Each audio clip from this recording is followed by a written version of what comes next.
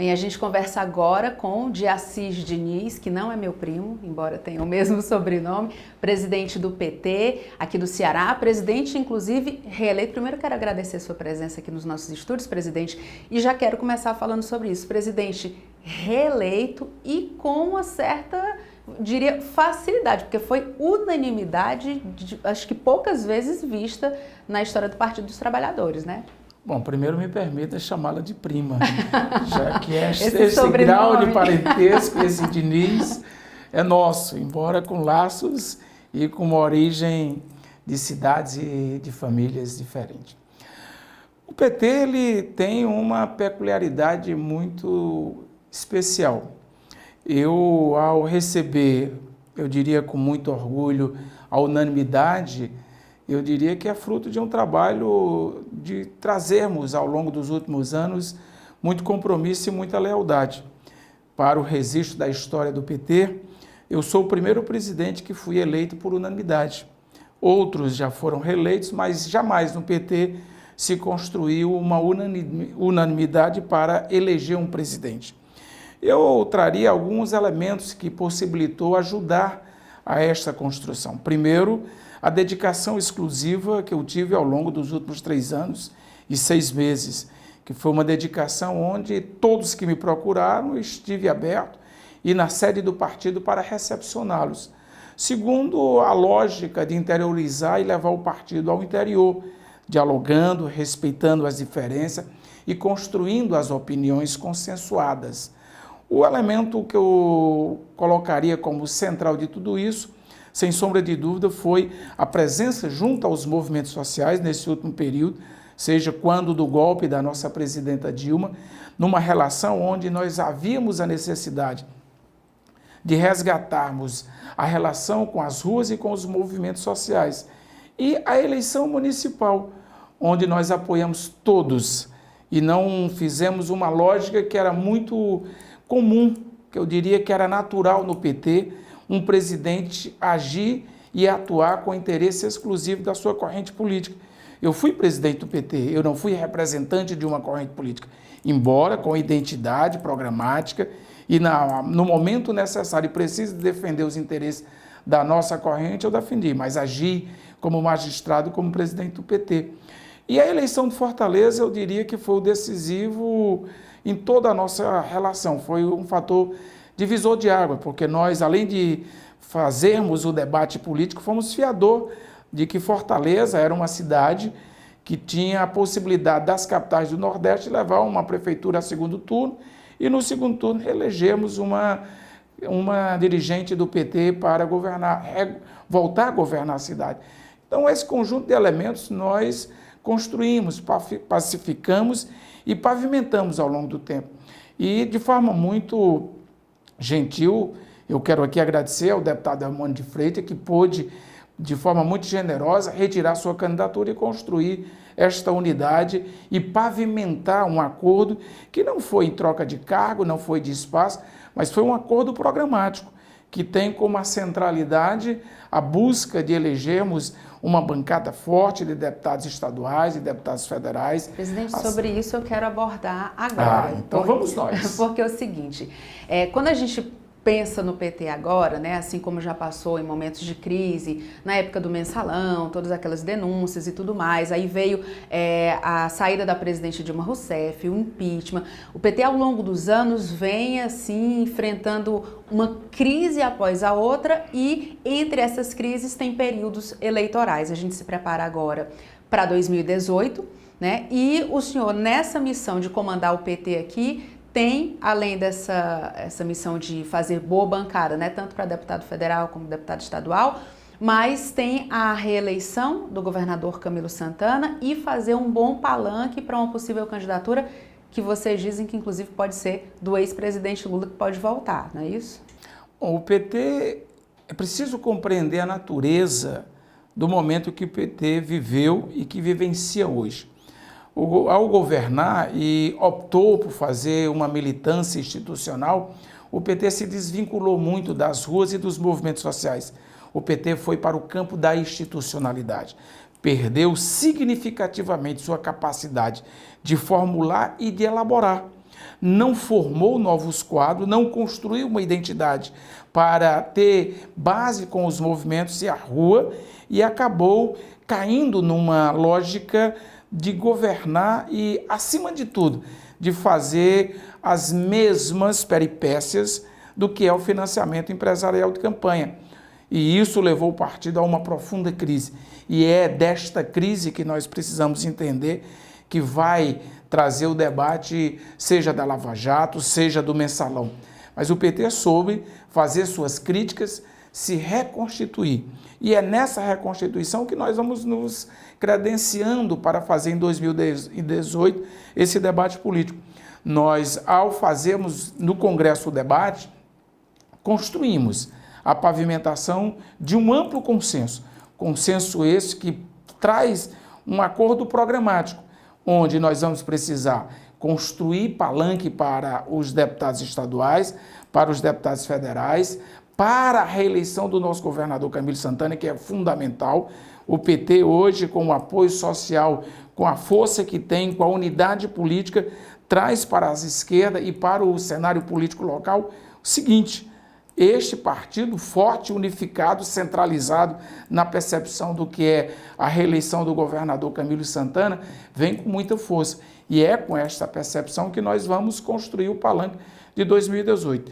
Nós vamos negociar com a maturidade de um partido que tem um governador, com a sensibilidade que precisamos atender os interesses da reeleição do governador Camilo Santana, mas olhando para os interesses internos do nosso partido.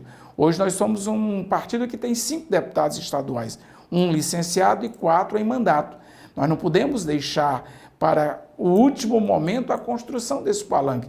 E ao construirmos esse palanque, nós vamos dizer: queremos garantir a reeleição dos nossos parlamentares, seja na esfera estadual, seja na esfera federal. E queremos dizer, hoje nas pesquisas e nos levantamentos internos, o presidente Lula, no estado do Ceará, tem algo que aponta para uma situação muito favorável. Lula tem 63% de simpatia e de apoio do estado do Ceará e do povo do Ceará. O povo reconhece, sabe da importância e das profundas transformações que Lula e Dilma fizeram nas suas vidas.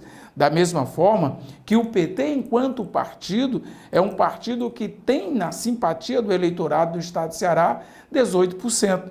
Então, um partido que tem na simpatia do seu eleitorado 18%, um companheiro que pode ser o nosso candidato, que tem um percentual de 63%, 64%, não pode fazer qualquer movimento que não seja aquele estratégico, pensado, mediado, mas, sobretudo, construído e constituído na base do legado do que foi feito os 8 anos de governo do Lula e dos governos de Dilma. E é com esta responsabilidade, com esse sentimento, que nós vamos estar dialogando com todos os partidos.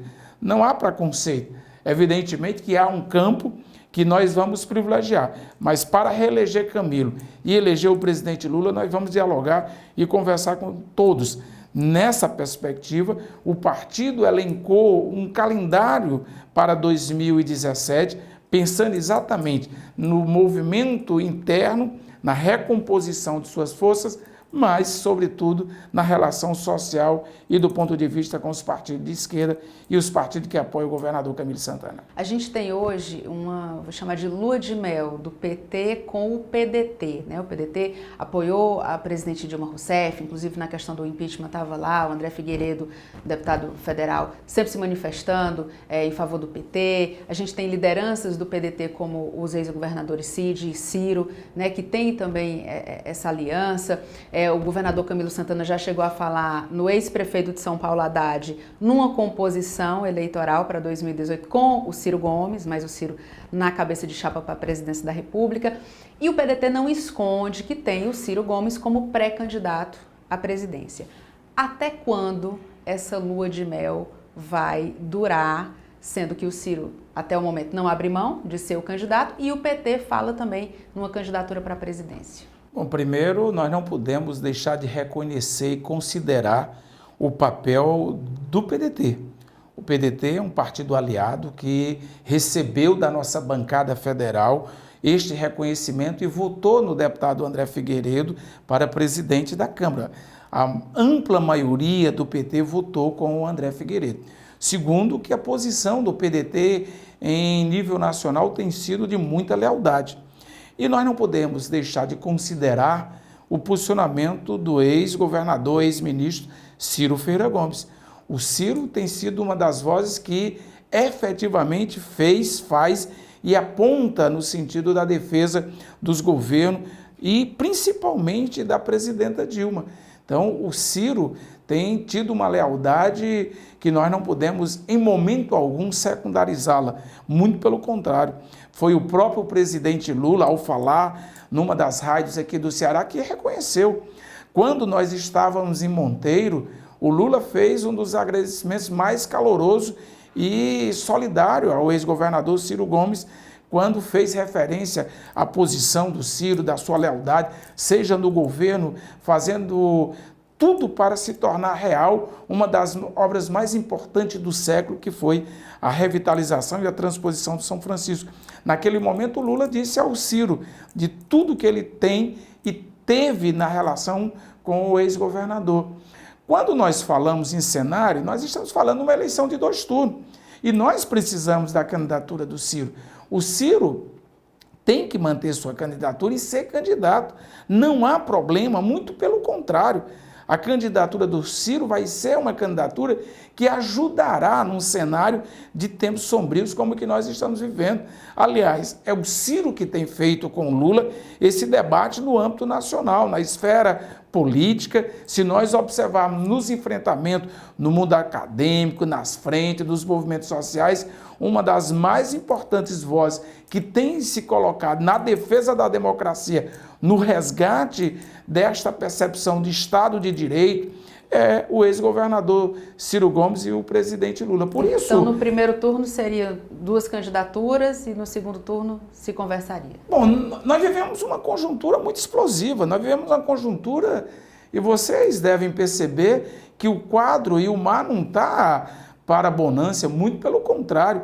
Há um golpe continuado, golpe esse que trouxe ameaças concretas ao Estado e à democracia brasileira. Nós estamos retrocedendo ao século XIX, é como se nós voltássemos aos anos 30, 1930, rasgaram a Constituição em vários momentos, estão hoje rasgando a CLT, eliminando direitos e conquistas, mas estão ameaçando muito mais. Então, há necessidade de buscarmos construir unidade política e unidade nação. Quando nós falamos numa eleição em 2 turnos, nós estamos falando em construir a unidade do bloco de esquerda. Tem muita coisa para acontecer nesse país. Inclusive, nesses últimos dias, o próprio Rodrigo Maia apresenta à Comissão de Constituição da Câmara uma possibilidade de transferir e unificar as eleições para 2020. Esta é mais uma ameaça que paira sobre todos nós. Temos outras tantas ameaças, seja o presidente Lula e a própria democracia. Então nós temos que ter calma, ter paciência e no tabuleiro de tempo sombrio, quando surraparam a democracia, que deixaram a noite mais longa, temos que conviver e perceber a necessidade de pacificar, unificar e de construir unidade para 2018. Portanto, ter um aliado como o Ciro Gomes, que tem uma intervenção, que tem uma qualificação e que conhece a economia. Nós estamos falando de qualquer um. Nós estamos falando de um deputado, nós estamos falando de um governador, nós estamos falando de um ministro da Fazenda que conhece a política como ninguém. Então, não é pouca coisa tê-lo como aliado e construir em 2018 as alianças táticas necessárias para construir o resgate da democracia e do Estado democrático de direito. Presidente, eu ainda vou querer falar de Lava Jato, mas antes trazendo a discussão para cá, o senhor falou em unidade e a gente tem no PT Fortaleza, né, bem diferente do que foi a sua eleição por unanimidade, a gente teve aí 2 candidatos que acabaram polarizando a disputa, Acrísio Senna, Deodato Ramalho. Acrísio acabou levando por 3 votos de diferença, mas a discussão foi acabar na Executiva Nacional, né? E A informação que chegou até todos nós foi de que esse mandato, né, o mandato de 2 anos, seria dividido. O Acrísio Senna ficaria o primeiro período e o Deodato Ramalho no segundo período. Mas o senhor estava me explicando ali que não é exatamente, assim, no tempo não é cronometrado, dividido igualmente, não, né? Como é que vai ser essa serão articulação? 365 dias o ano.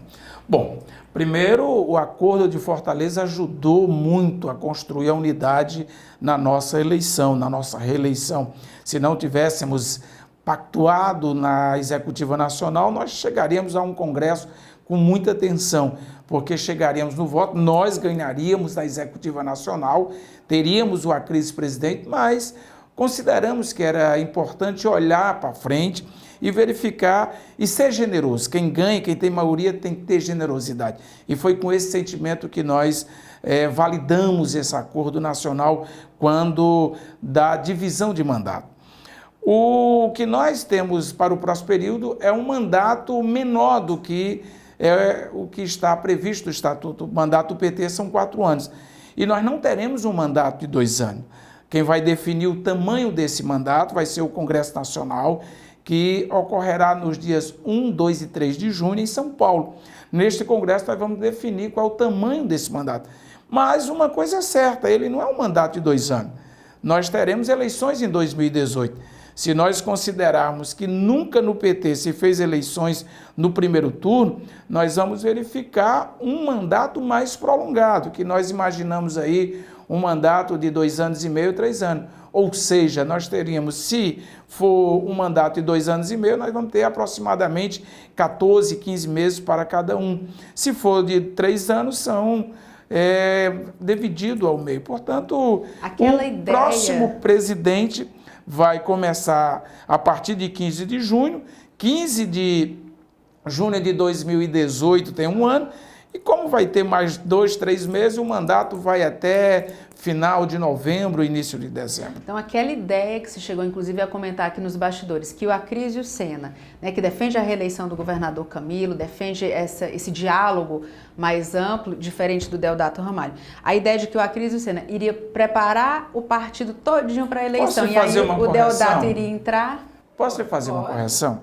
O Congresso teve uma emenda que falou sobre a eleição do Camilo Santana. Então já tá. E por unanimidade, os 400 delegados, aliás, 400 não, nós tivemos menos 12 delegados.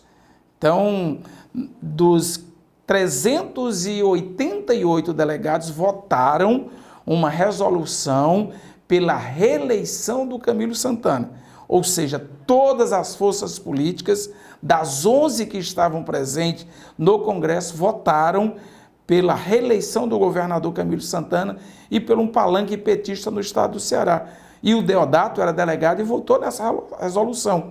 O problema de Fortaleza não interferiu na construção da unidade do palanque petista em Fortaleza. Então, esta é a resolução que nós temos. Então, o Deodato Ramalho, pelo que o senhor diz, ele não pode se apresentar agora contra a reeleição do governador Camilo Santana, mesmo que seja com a aliança de partidos, incluindo aí os ex-governadores Cid e Ciro Gomes. Poder ele pode, agora ele vai entrar numa contradição de ter aprovado uma resolução que ele mesmo ajudou a elegê-la, aprová-la e... Bom, na política nós sabemos que entre a água e o mar tem algo que nos separa, mas nesse momento tudo indica que haverá um amplo consenso, porque o que vai presidir a eleição do governador Camilo será a necessidade de resgatarmos a democracia, de enfrentarmos o golpe que é patrocinado contra os trabalhadores, da eleição do presidente Lula, dos nossos deputados estaduais e federais. Então é isso que vai presidir. E quem vai coordenar e dirigir na busca de tudo isso é o PT, junto com o governador Camilo Santana e sua equipe.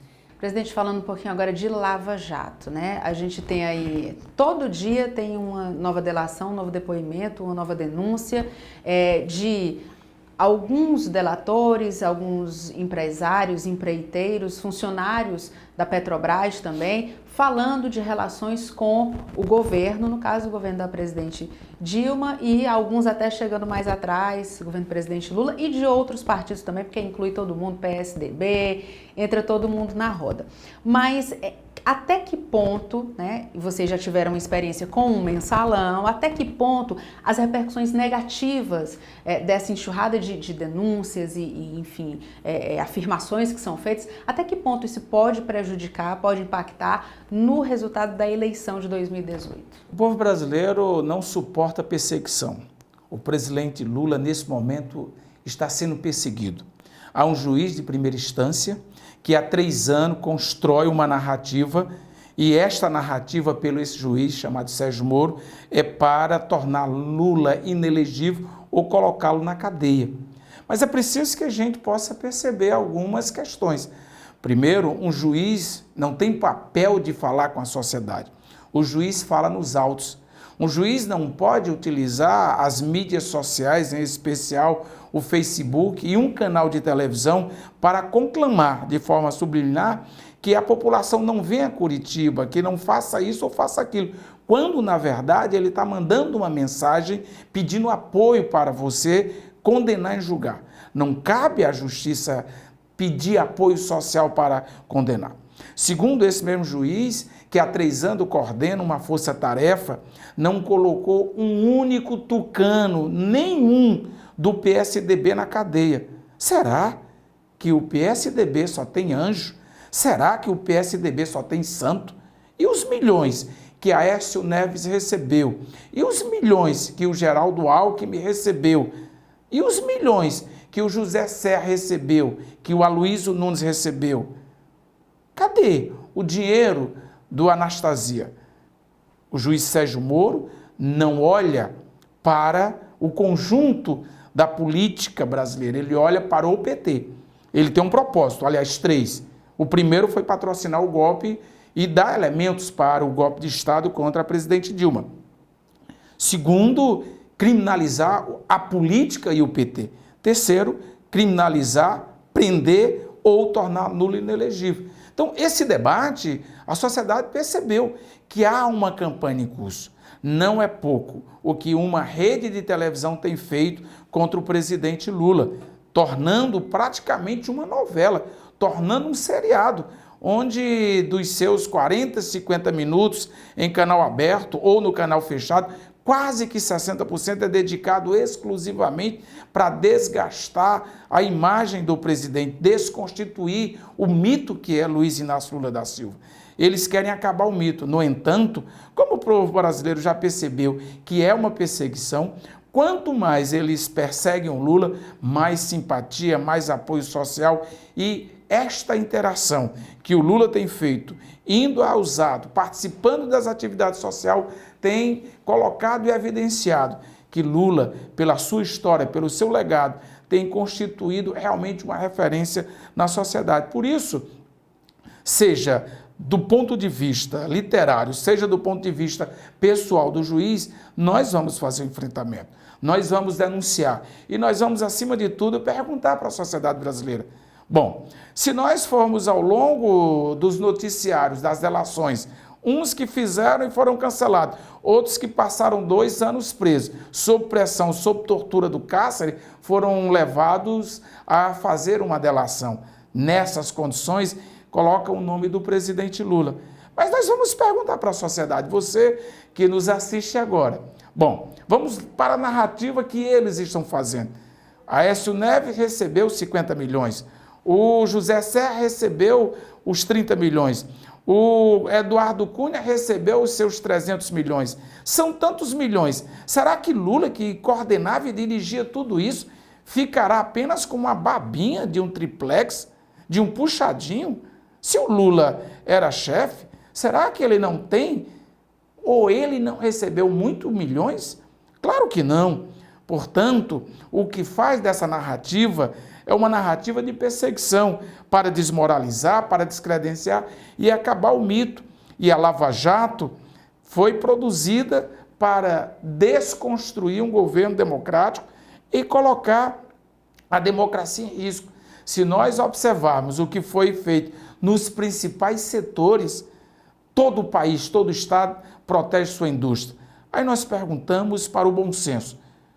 Em nome de combater a corrupção na política, acabamos com o setor naval, acabamos com a indústria da indústria de base, acabamos com a Petrobras, com seu capital e sua capacidade de investimento e de prospecção. Em nome do combate à corrupção, geraram mais de 14 milhões de desempregados. Prometeram que com o golpe a vida iria melhorar. E eles transformaram a vida das pessoas numa miséria, num sofrimento e aprofunda cada vez mais a miserabilidade, o desemprego, o arroxo, e nós estamos assistindo tempos muito difíceis. Hoje, o que nós assistimos é algo que nos preocupa, porque a juventude que foi sonhada para construir liberdade e autonomia, efetivamente está ameaçada nos seus sonhos e na sua liberdade. Presidente, vocês não acreditam em absolutamente nada do que é dito nas delações, ou é só mais essa parte que liga diretamente a políticos ou a integrantes do governo? Porque a gente observa nas delações, no que já foi divulgado, e muita coisa já foi divulgada, algumas coisas foram ao ar pelos canais de televisão, outras você tem acesso lá porque o Supremo divulgou, né, deu acesso às informações.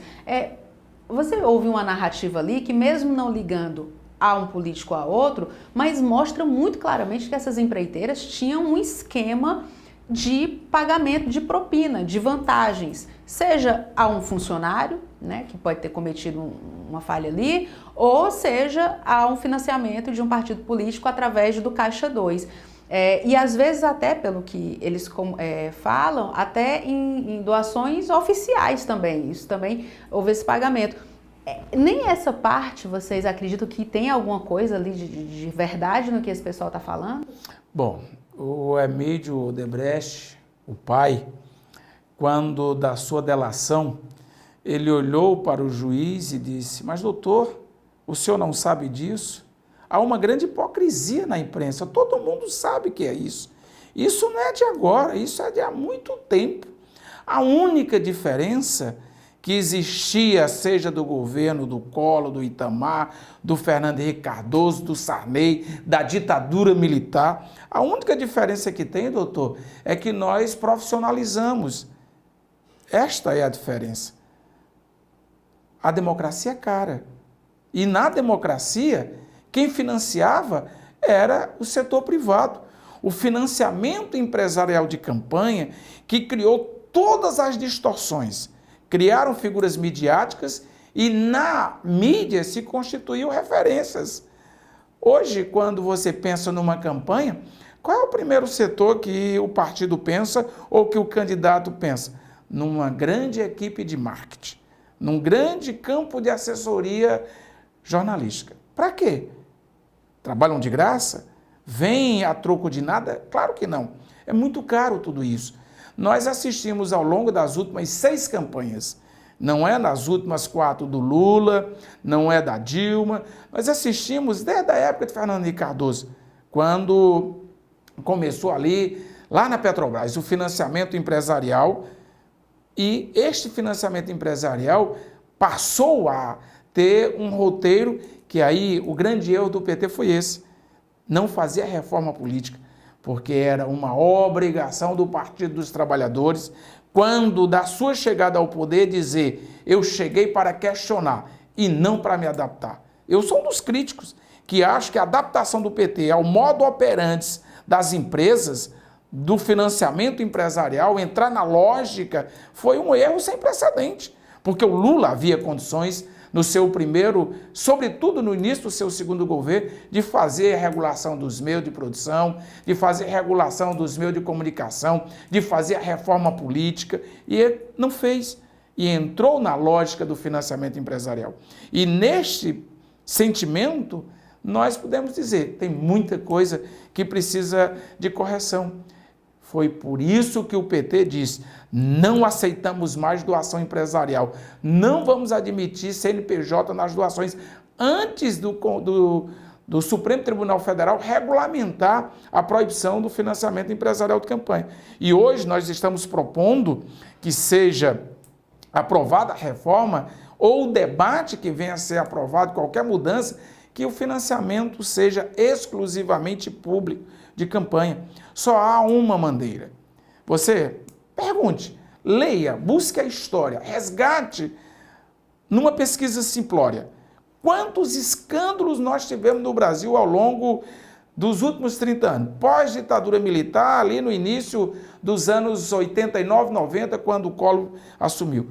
Todos os grandes escândalos desse país está intimamente vinculado ao modelo de financiamento de campanha e ao modelo de organização dos partidos. Financiamento empresarial criou todas as distorções, criou tudo que você possa imaginar de ruim na política. Não é razoável que um deputado possa se juntar no setor empresarial e eleger 180 deputados como o Eduardo Cunha elegeu. O Eduardo Cunha tinha em torno de si algo em torno de 190 deputados que ele mesmo financiou, patrocinado aí pelos grandes grupos econômicos, como é dito aí pela mídia e pelo próprio Renan Calheiros, quando trabalhou, e disse das distorções que tinha junto com o Eduardo Cunha. E para enfrentarmos isso, só há uma maneira: proibir de uma vez por toda dinheiro privado em campanhas eleitorais. Presidente, para a gente encerrar, quero saber como é que está a organização do partido aqui para os próximos meses. Você estava me falando de algumas mobilizações que vão acontecer. Como é que está a agenda para esses próximos meses? Claro, sempre de olho em 2018, né? Nós vamos fazer, junto com os movimentos sociais, uma ida a Brasília. Esta ida a Brasília é Ocupa Brasília para nos opormos à reforma, o debate da reforma trabalhista que agora será apresentado no Senado. Vamos também lá em Brasília, na Câmara dos Deputados, contra a reforma da Previdência, reforma que elimina direitos da classe trabalhadora. E a partir deste movimento com a relação social e política nas ruas, nós vamos fazer as posses dos presidentes municipais coletivos, organizando atos. Nós vamos ter 4 grandes seminários para discutir com os secretários do Estado, discutir com o governo a base programática, política e organizativa, e nós vamos fazer 3 grandes seminários para discutir o Ceará que queremos e o partido que queremos. É um segundo semestre que terá muitas movimentações e, do ponto de vista interno organizativo, nós vamos preparar a nossa chapa de deputados estaduais, de deputados federais. Vamos acompanhar com 2 grandes seminários, a começar na cidade de Quixadá, na primeira quinzena do mês de julho, sendo recepcionado pelo prefeito Hilário Marques. Vamos recepcionar todos os prefeitos para um grande encontro com os nossos prefeitos, para discutir com eles uma agenda de governo, uma agenda de trabalho e principalmente de acompanhamento. E no final de setembro, início de outubro, vamos fazer com os nossos vereadores um grande encontro para apresentarmos a esses vereadores a necessidade de pacificar uma candidatura por cidade, por região, e trazermos para dentro do PT o debate eleitoral, mas, sobretudo, o debate político, conjuntural, de defesa do presidente Lula, de defesa do nosso partido e de resgate da democracia. Portanto, é um segundo semestre pautado e recheado de muita luta política.